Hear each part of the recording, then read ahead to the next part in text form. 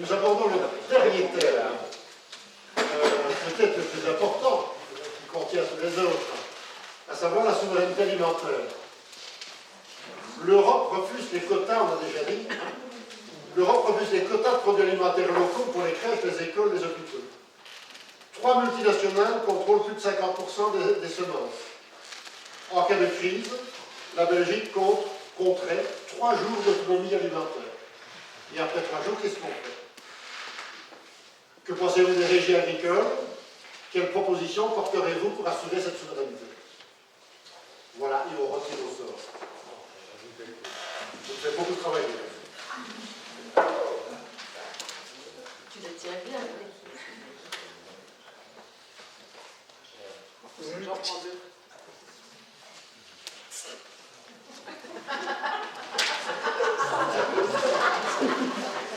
J'ai fait une pause, hein.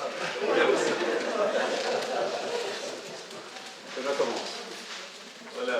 Mais la souveraineté alimentaire, pour moi, c'est vraiment le défi auquel l'Europe doit répondre aujourd'hui, pas uniquement au niveau alimentaire, de plus en plus au niveau énergétique, de plus en plus au niveau militaire, mais l'autonomie et la non-dépendance par rapport aux autres continents est vraiment quelque chose d'important. Regardez ce qui s'est passé avec le gaz russe, quand on dépend trop fort des autres blocs économiques au niveau mondial, c'est dangereux. Alors on a la chance en Europe d'avoir des terres productives. Il faut bien se rendre compte que chaque jour, il y a 220 000 habitants en plus sur la planète à nourrir. Chaque jour. Qu'aujourd'hui, avec le développement de la population, etc., les terres, elles diminuent un petit peu tous les jours. Avec la désertification aussi, si on prend la surface totale de la terre, on cultive entre 3 et 4%. Donc c'est minime. On a la chance ici d'avoir des terres fertiles. C'est pour ça que moi j'ai dit, allez, je ne suis pas contre la loi de la restauration de la nature, sur le principe, il faut laisser de la biodiversité, etc. Mais il faut aussi se rendre compte qu'on a un devoir d'alimenter la population au niveau global et que les terres fertiles, elles doivent être optimalisées tout en respectant les différents éléments comme l'environnement, etc. Mais on ne peut pas s'en passer. Et dire aujourd'hui, on paie des agriculteurs pour mettre des terres au chômage et ensuite importer, c'est vraiment la dernière des choses à faire. Donc il y a un défi, le renouvellement des générations au niveau agricole et préserver l'autonomie, comme je disais tantôt, dans la majorité des productions. Il y a un gros déficit en production de protéines végétales, c'est pour ça qu'on est obligé d'importer aujourd'hui, et on doit changer ça, beaucoup de soja des États-Unis, il y a tout un plan en fait par rapport à ça, mais pour le reste, on est entre 100 et 120% d'autosuffisance, ce qui ne nous laisse pas une marge de manœuvre indéfinie. Je suis allé en Chine il y a quelques mois, j'ai vu là-bas un élevage qui est en train de se faire dans le désert, où on va avoir 1 million de bêtes sur 200 000 hectares de désert produits dans des conditions hyper artificielles. Et aujourd'hui, en Belgique, on a perdu 1 million de bêtes, une bête sur 3 en 30 ans. Alors évidemment, on a travaillé pour l'environnement, mais si c'est pour délocaliser dans le désert chinois, on n'a pas tout gagné. Donc, il faut bien peser tous les éléments dans tout le débat. Merci. C'est à moi, je n'ai pas l'habitude d'être ici.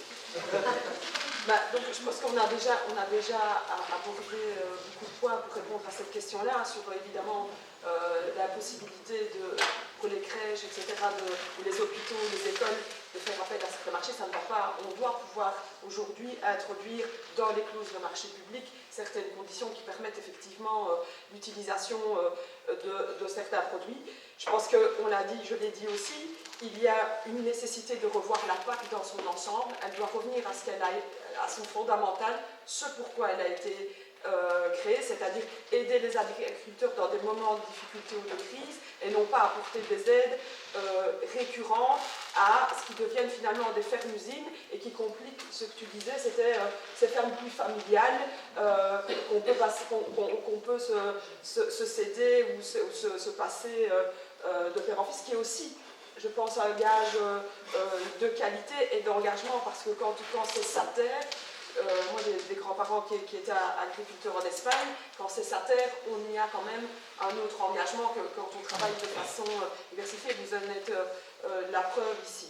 Donc je pense qu'on doit continuer évidemment à accompagner les agriculteurs dans une culture plus durable, et on doit le faire via le Green Deal en rectifiant tous les points qu'on a mis aujourd'hui, sur lesquels on a pointé aujourd'hui, que ça ne fonctionne, on se rend compte que ça ne fonctionne pas, qu'il y a des manquements, que mettre des moyens c'est bien, mais qu'il faut de l'accompagnement, que les réalités des uns ne sont pas ceux des autres.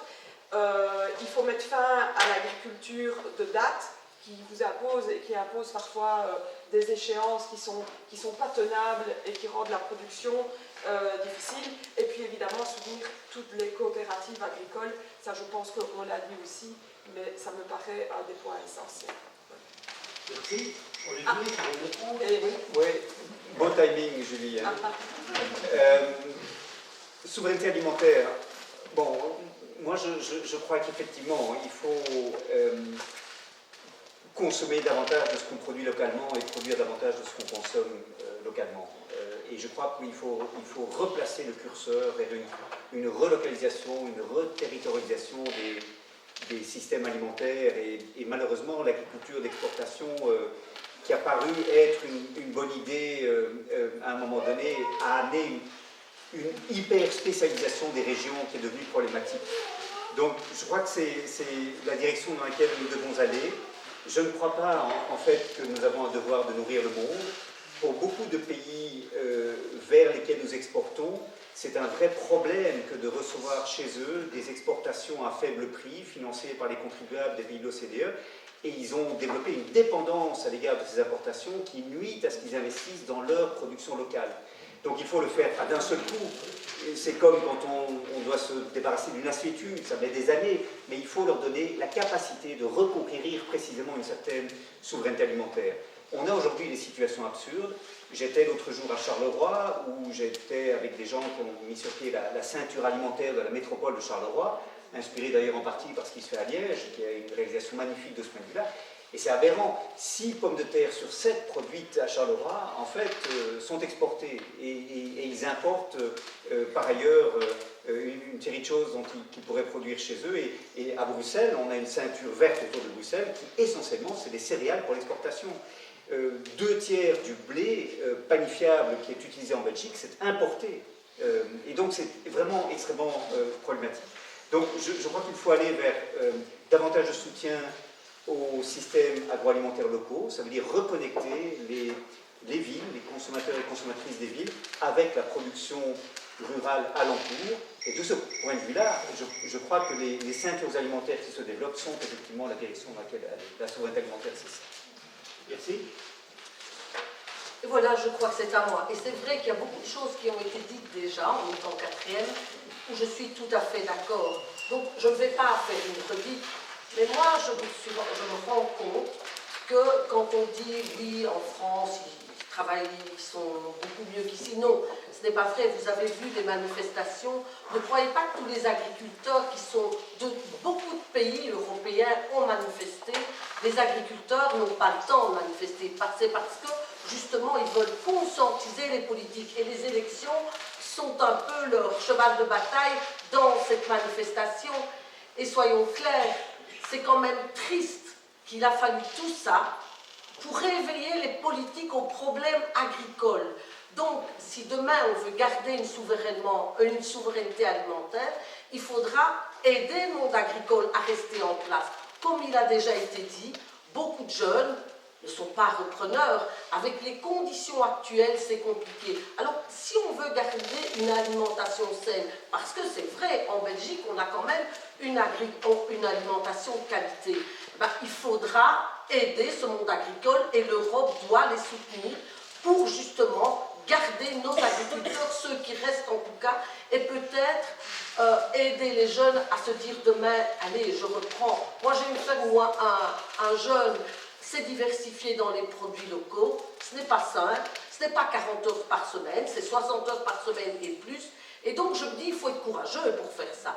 Donc, aidons-les, soutenons-la, et l'Europe est là pour ça. Alors, c'est vrai qu'il est clair qu'une ferme sur 3 vend en circuit court en Wallonie, c'est quand même pas mal. Donc, la souveraineté alimentaire, on peut peut-être y arriver. Hein. Il faut favoriser les halles relais, il y en a déjà 45 en Wallonie.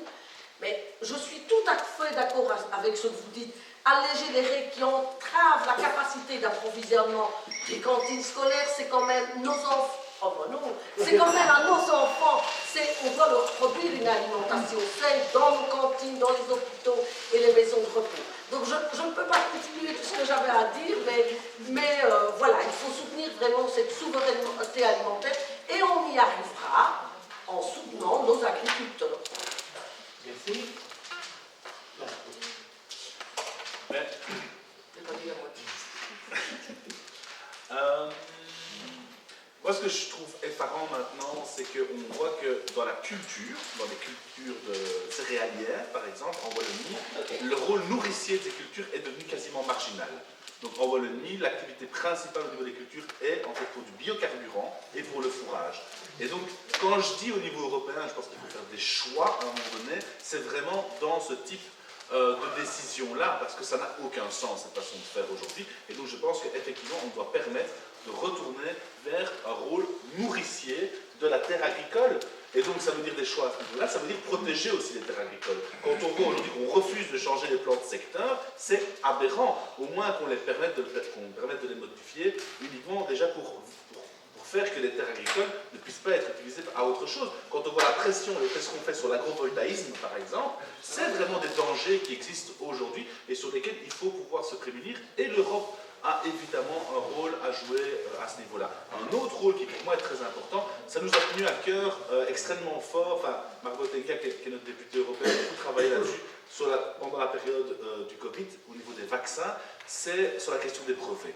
Et je pense qu'on ne peut pas breveter le vivant. Il y a un point qui est très important là-dessus à jouer au niveau européen, c'est qu'en fait, tous ces brevets qui existent sur des semences, sur plein de trucs, la plupart du temps sont d'origine extrêmement financés par de l'argent public. C'est nous qui payons les formations de leurs ingénieurs. Souvent, la recherche est faite avec des centres publics de recherche. Et puis derrière, on se retrouve avec des semences et toute une série de choses qui est brevetée et qui limite vraiment la pratique agricole. Je pense que ça, effectivement, au niveau européen, on doit pouvoir s'en saisir de façon assez dure sur la question des brevets. Et puis après, je veux bien, dans votre point, vous parlez des régies agricoles. J'imagine que je dois être avec quelques secondes devant moi, c'est dommage. Mais je pense que là, on a effectivement des solutions qui sont intéressantes.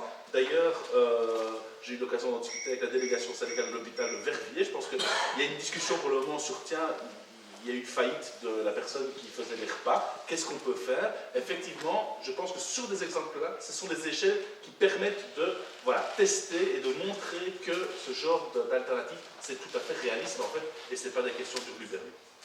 Voilà, merci. Il nous reste 10 minutes, et donc je propose que ces 10 minutes, ce soit au public, et nos représentants ici vont écouter vos interpellations et questions sans avoir le temps de pouvoir y répondre, parce qu'on veut respecter le timing. Voilà. Voilà, alors, questions, réactions, interpellations, c'est à vous. Oui, Est-ce que la politique agricole commune a fait du bien aux agriculteurs, comme j'ai vu ensemble depuis les années. Aux consommateurs. Oui, aux consommateurs aussi, parce que l'aide de l'Union européenne était énorme aux agriculteurs. Éventuellement revoir le partage, quand on pense que la France, rien que la France, prend 9 milliards de subsides de la politique agricole commune, tandis que Malte, où on fait les meilleures pommes de terre, les meilleurs oranges, pas mal de produits, on fait 19 millions. Donc là, il y a à peu voir, nos points de vue agriculteurs, on n'a pas trop à se plaindre. Sauf qu'ils ont une charge administrative qui est énorme pour les agriculteurs. Et on s'en rend compte maintenant, mais je crois que la clé au niveau européen, c'est l'agriculteur ou agricultrice. Voilà. Si on tient compte d'eux, je crois que l'aide alimentaire et la malbouffe sera mise sur ce territoire. Un petit mot sur ça. Juste une petite réflexion. Quand vous dites que les agriculteurs...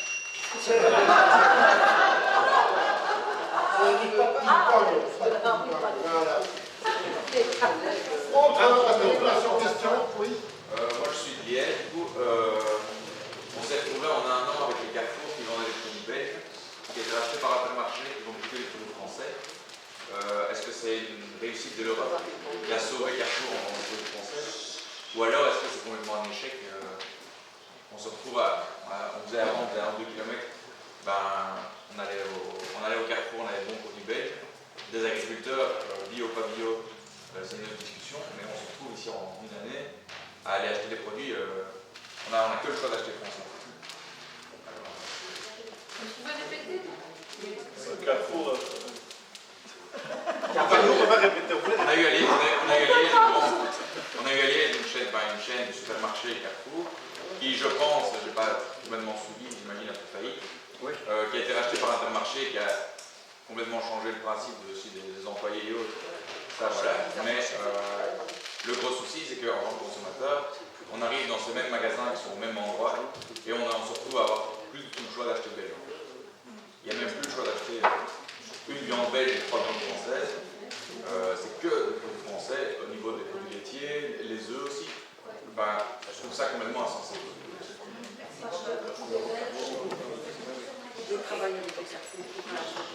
Merci, oui, monsieur. J'ai une question pour restituer le poids de l'agriculture dans le budget européen. Mais ça diminue tout le temps. Oui, mais je voudrais bien savoir. 58 milliards d'euros, c'est un tiers du budget de C'était plus de 50%. En termes relatifs, ça a diminué malheureusement. un tiers. C'est ça, c'est un budget. Oui, c'est une aide compensatoire pour tout ce qu'on nous impose. Hein. Les agriculteurs voudraient vivre sans aide. Ça serait bien pour ça. Parce que sur les 58 milliards, il y en a 9 milliards à la France, à l'Espagne et à l'Allemagne, eux ils ont 6 milliards. Monsieur, s'il vous plaît. Il reste plus grand chose. C'est tout ce que j'aurais à dire. C'est pas ça. Moi, j'ai pas grand chose à dire. On a dit beaucoup de choses très intéressantes, notamment au niveau de l'accès à la terre. Mais juste une petite réflexion en attendant sur la Maldive, une petite idée stupide, mais je me dis que c'était l'occasion de dire. Je trouvais, en vous écoutant, qu'on devrait introduire des cours de cuisine dans les écoles. Le problème, c'est que c'est pas. Je vous dis quand même, si on fait ça. On ne peut pas répondre, on est d'accord. Voilà. En fait, quand on fait des signes. Au bar, vous répondrez au bar. La question qui monte dans le débat, c'est une question de gaspillage. Si on veut avoir la souveraineté de nourriture, il faut parler de gaspillage, parce que ça c'est une bonne chose. C'est pendant le débat. Merci. Autre question? Oui. Ce n'est pas pour parler d'une question, c'est juste une réflexion. Pour se présenter à Roussailles, l'immense majorité, en tout cas, des partis francophones. Et vous avez l'air d'être tout à fait d'accord entre vous. Alimentaire. Et la souveraineté européenne. Alors, je voudrais savoir pourquoi cette souveraineté européenne ne parvient pas à se construire. Puisque, a priori, il semblerait que. Moi, je crois que derrière tout ça, le politique est quand même terriblement manœuvré par les puissances des lobbies. Et puis, parlementaires américains, évidemment. Et là, j'aimerais, si vous voulez vraiment être sûr, si vous avez la chance d'être en droit, que vous puissiez effectivement vous battre pour cette souveraineté-là, de laquelle tout dépend. Merci. Je vous en prie. Oui, ben, ça me fait plaisir que quelqu'un le dise, parce que c'est ce que je disais aussi à mes amis. Mais donc, moi, je travaille aussi comme collaboratrice parlementaire au Parlement européen pour une députée socialiste française. Et simplement, c'est vrai que ça m'étonne parce que pour y travailler et voir au jour le jour les conflits et les batailles qu'on mène, notamment, je ne travaille pas particulièrement dans les sujets liés à l'agriculture, mais on est assez, je trouve, fort divisé, et surtout sur tous les gros textes qu'il y a eu, justement, les lois de la restauration de la nature, les lois sur la réduction des pesticides qui a été détricotée, puis finalement. Donc c'est assez étonnant, et je trouve que pour un public peut-être qui est moins. Qui ne travaille pas dans les institutions européennes, ça va être très difficile de se dire pour qui est-ce qu'on va voter aux élections à venir, parce que vous avez l'air assez d'accord, alors que, à part peut-être quelques différences sur les accords de libre-échange, Nouvelle-Zélande, mais il y en a eu plein d'autres.